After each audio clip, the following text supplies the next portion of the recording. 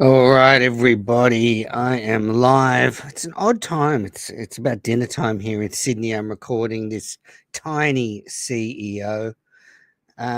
Just wanted to jump on because I kind of been just been a little annoyed since the Minifan Network show recording the other night.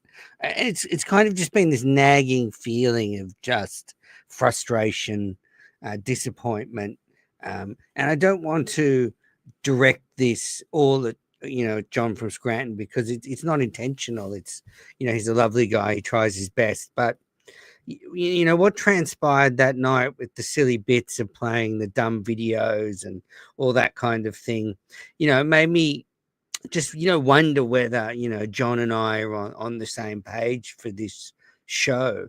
He does a great job for MNS Live, but that's different. We take calls, and it's kind of his job to poke and prod me and have make a little have his fun. But the Minifan Network show, we're trying to do a different show. Not that you can't poke and prod me and have your fun, but you he just he seemed to be doing a different show on Monday night, and it didn't help having BA there, who was, he came armed with an armful of bits, and he was just basically, had the script of all his bits, and wasn't really listening to anything. He was just reading them out, and then he was more concerned with, what his mates were saying in the chat. So John had his encouragement, and he also had Bobby, who was laughing at every joke, because trust me, he was laughing at my jokes too, and some of them weren't that funny. So and it's not that I'm angry at John. It's not even. I wouldn't say I'm disappointed. I just I really enjoyed the experience the week before with Tommy. Um, the first week I thought maybe John was trying, but he had his break, and then he's come back with a different attitude. But I guess having Tommy to compare with, who treated MNS like a real show, which is, we do it, but we do it tongue in cheek, obviously. But I don't know even if John gets that, and he was on another planet. He had bad clips. None of them were cropped. They were all too long. I mean, it was a half-assed job. I mean, my opinion is, you're better off having, 6 good clips that get you talking than 15 shitty clips that aren't thought about, that are like a minute of someone rambling. I mean, it was just frustrating. And he tried. He did put some effort in, but for him to just as we were trying to talk about things, for him to just keep playing that silly audio from the Unrelated show that he thought was so funny, and it was just, and then the thing that what really sort of rammed it home for me was, on Tuesday night we had Jeff D. Lowe with Brando, which I'll get to, fantastic. But then afterwards, we had Hot or Not, and it was goddamn awful. And it's fine. I've given up trying to have standards for the network. Bree, Quinlan, and John were awful. They had shocking shows. It was just abysmal viewing, just absolutely abysmal, just circle jerks and laughing at bad jokes. It was horrendous. It was Hot or Not, it has such a steep drop off in the last couple of episodes, but especially this one. And it just made me think, John's just not the right guy for the Minifan Network show. Like, he wants to do other content, and he can go for his life with Hot or Not. He can keep doing these long, terrible shows with Brian and Tommy, and I like everybody on that show, but put together, they're an awful combination. I mean, it's just not working. I mean, in no way is it working. There's no chemistry. It's not entertaining.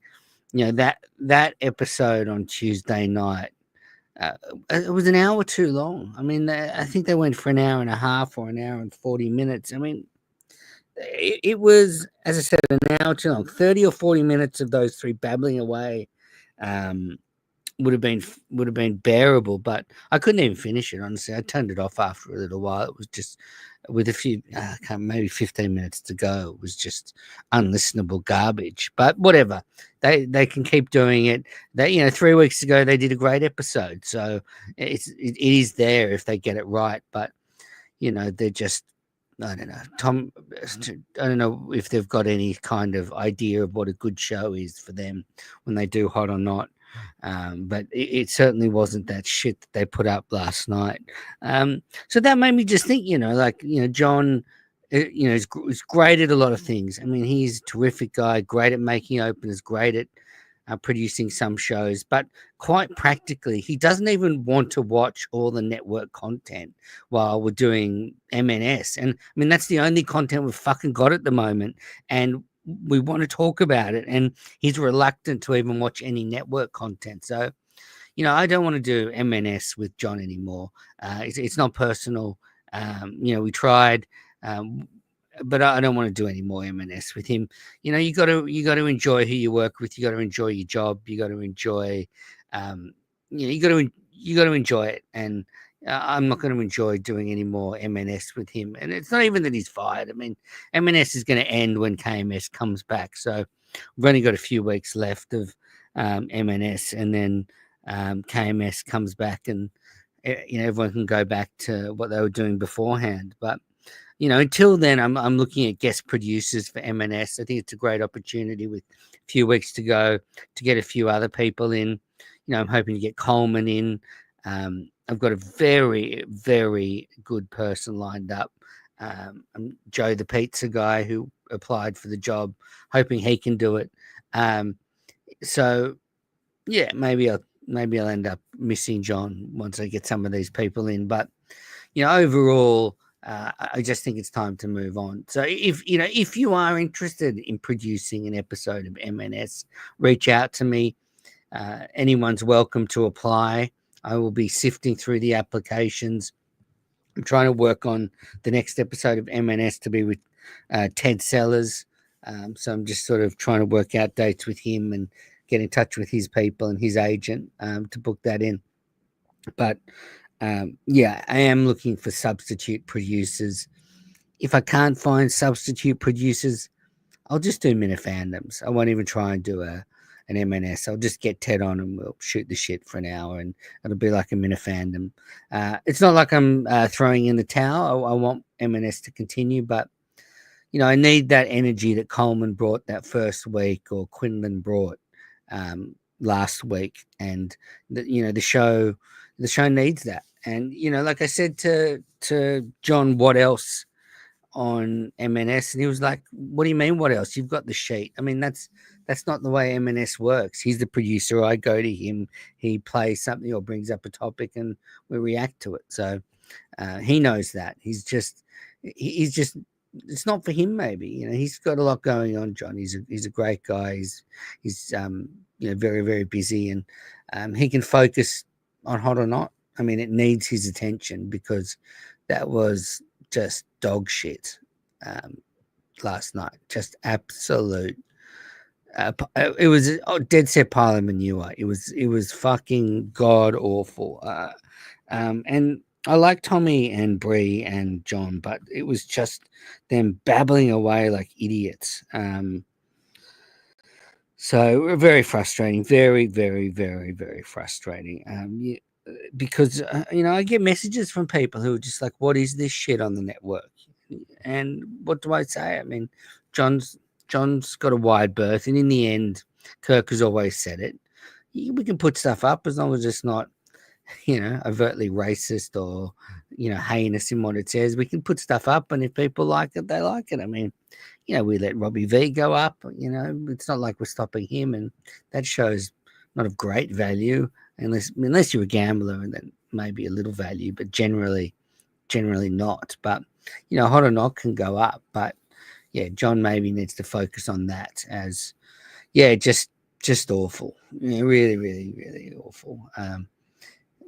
I don't mind the fact that it was trying to do something different, but they just have no idea what they're doing. They just John doesn't have good instincts for content.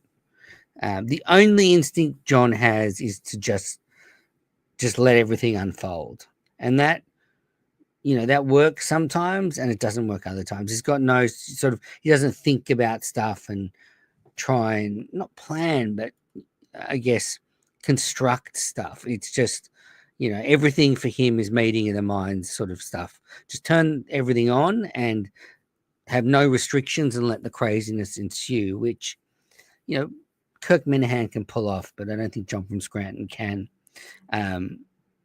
So yeah, so MNS looking for fill-in producers, and it's last night though. I don't want to take away. It was a great night for the network. Brando had Jeff Dillo on, probably his biggest guest, you'd have to say, since he started the Brando show. Is it? I don't think there'd be anyone bigger. I mean, he's had Blind Mike, Justin. He hasn't had Kirk yet. He's had Clemmer. I would say Jeff would be his biggest guest ever. So that was pretty good. So if you haven't seen that, go and watch it. They spent over an hour. Jeff was great, talked a lot, was very complimentary about the network, said how good it was going. Look, there were a few things in there that, if the audio were to surface, might annoy Kirk. Some of the things Jeff said about, not really, the world just bubbling away without Kirk.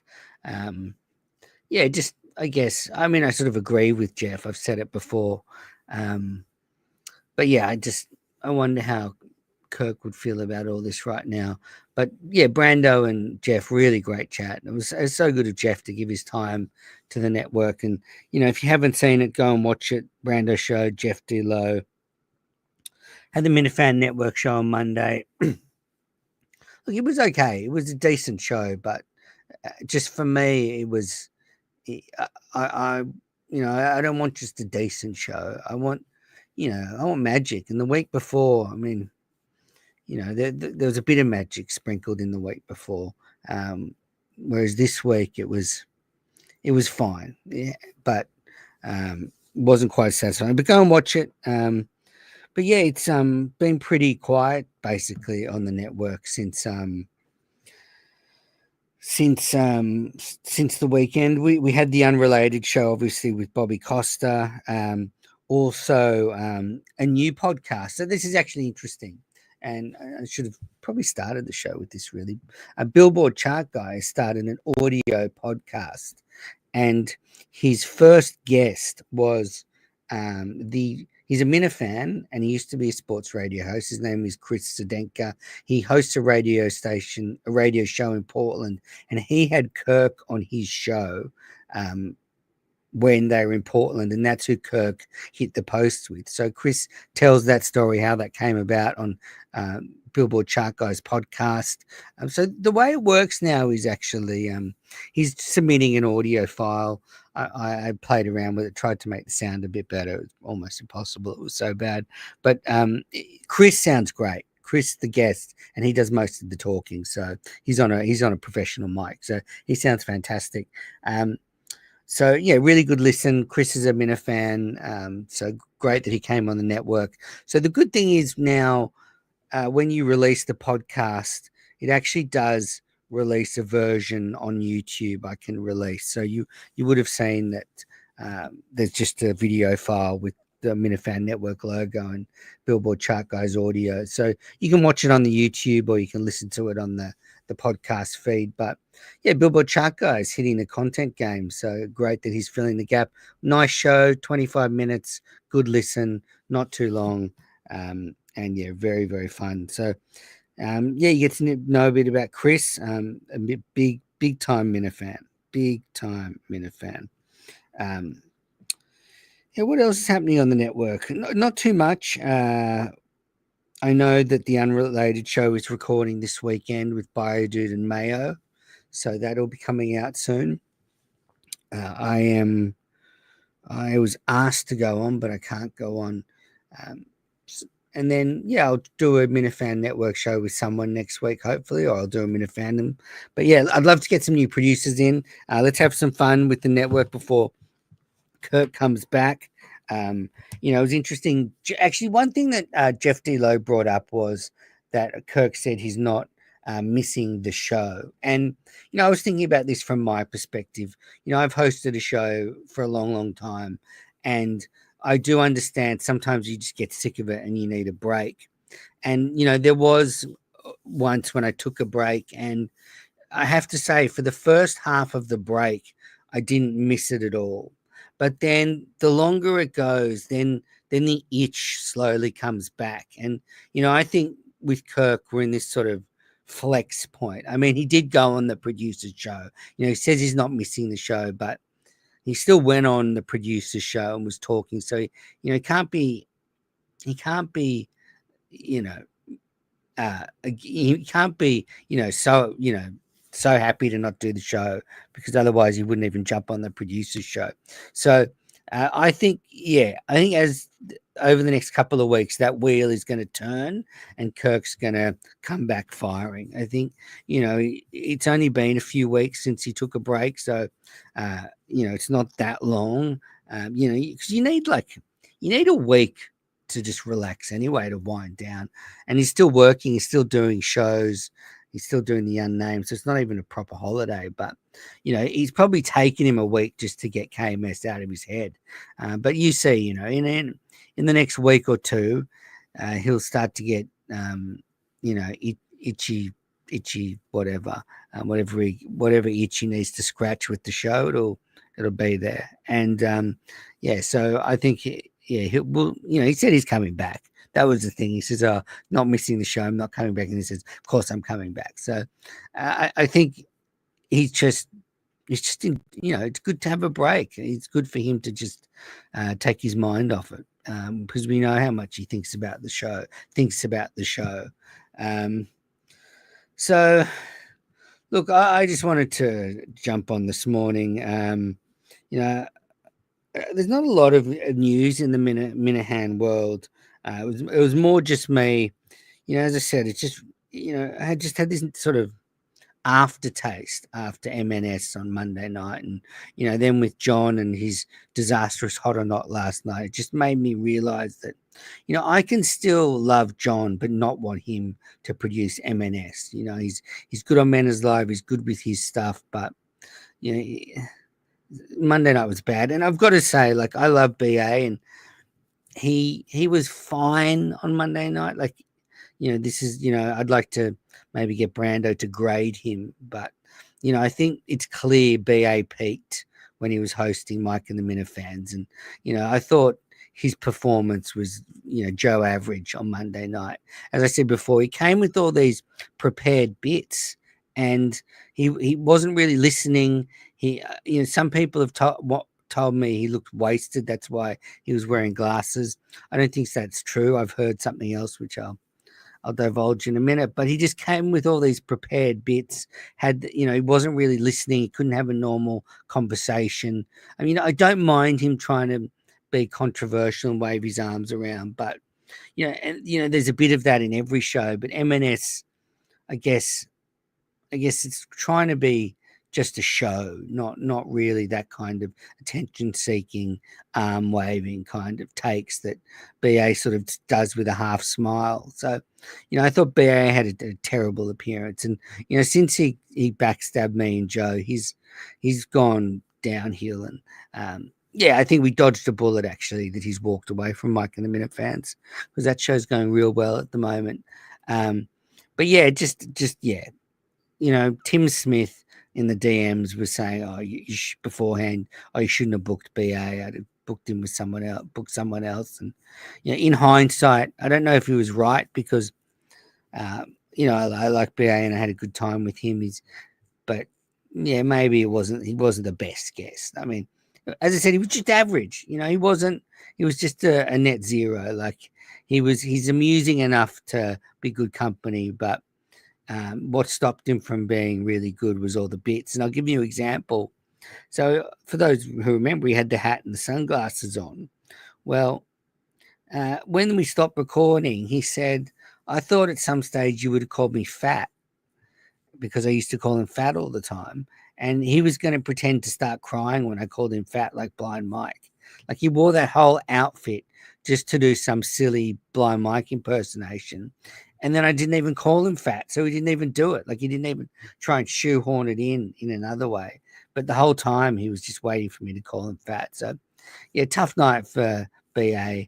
Nice guy, but probably, again, and him just rattling on about the Fonz golf, just embarrassing, just yapping away about this golf tournament, which I think is fine. Like if Minifans are getting together and shooting the shit, it's welcome on the network. They want to release the podcast, we'll release it. Like, this is a forum for creative freedom and creative expression.